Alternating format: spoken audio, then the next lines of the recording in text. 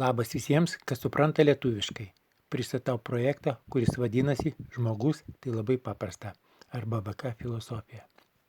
Mąstantis žmogus, per parą atlikęs instinktų nurodytus veiksmus, pamiegojęs, pavalgęs, padirbęs, pasirūpinęs vaikais, turi galimybę valandėlę kitą skirti savo. Gali nuveikti tai, kas siūlo propaganda, reklama ar aplinkybės.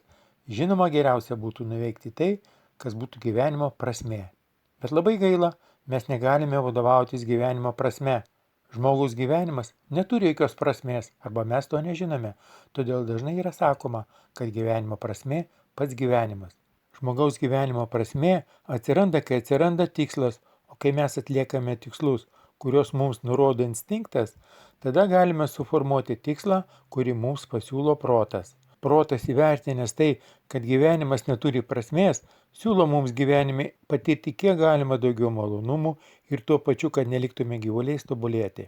Žmogaus gyvenimo tikslas ir prasmė – fiziniai, dvasiniai ir protiniai malonumai, taip pat fizinis, dvasinis ir protinis tobulėjimas. Formuojant valstybės valdymo sistemą, tai galėtų būti vienas iš pamatų. Puiku gyventi valstybėje, kurioje tu nesi vergas, kur kiekvieną dieną patiri daug malonumų ir nuolatos tobulėjai.